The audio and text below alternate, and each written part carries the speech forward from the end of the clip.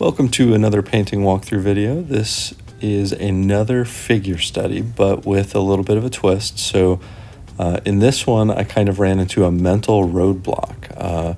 So I was trying to do a figure of a man kind of leaning, but I was kind of doing like a thinner looking guy, maybe a younger looking dude. And I wanted to try to do this without facial hair because I feel like a crutch when I'm painting males is that I often add beards or facial hair. And I have a beard, so maybe that's why, but I think part of it is just a cop-out. And so I was thinking about it as I was doing this one. So I started with my usual process, kind of getting the rough shape of the head and angles and proportions of the arms and the torso.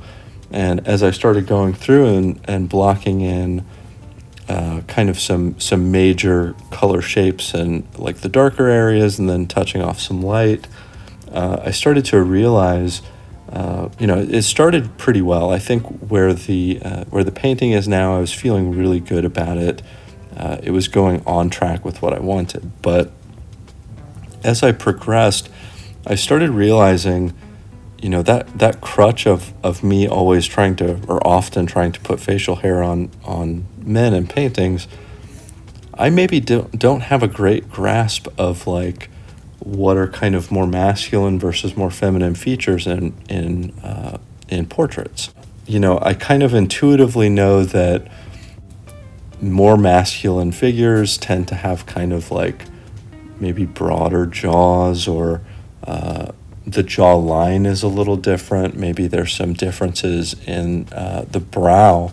But if you're getting to like maybe a younger looking male, or someone who's thinner or doesn't have like a broad jaw or something like that, just kind of there's all types of different people out there, and I don't want to be forced to render them all one way. I want to be able to have some flexibility in my portrait capabilities. So, trying to do this was a good exercise in, can you be subtle, and can you kind of reflect some more subtle features?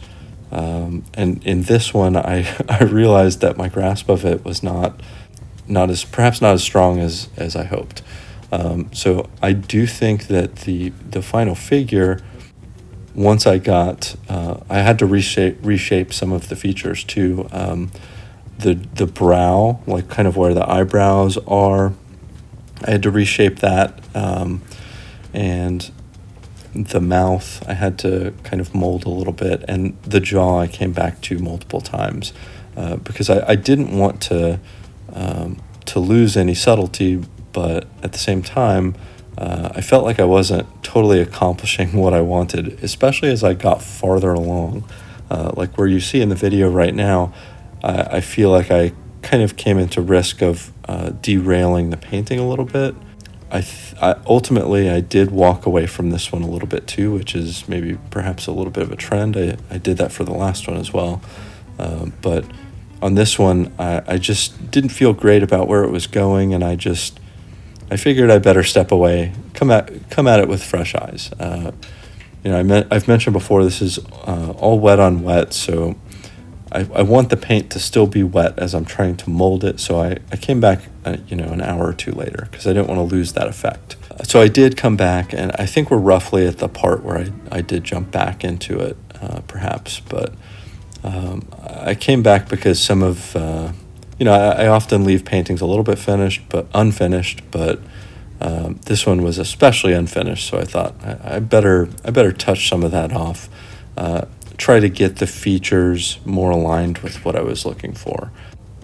It was a success from the perspective of like, the intent was this is perhaps a younger looking guy or kind of a thinner looking person.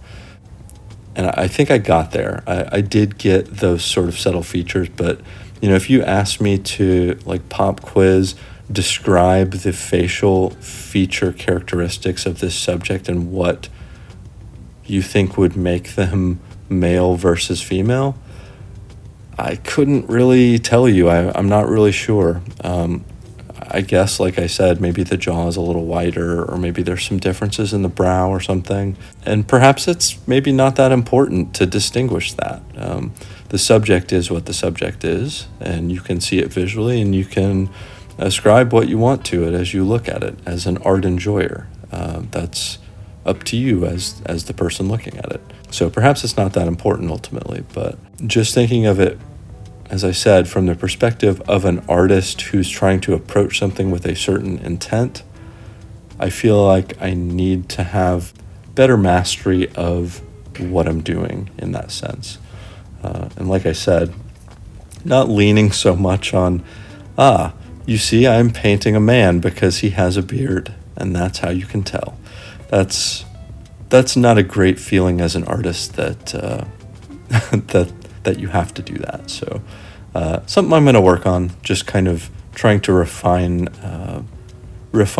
my intent versus what shows up on paper, if that makes sense. So I hope that wasn't just nonsensical rambling. Thank you for watching this walkthrough. Hope to see you for the next video.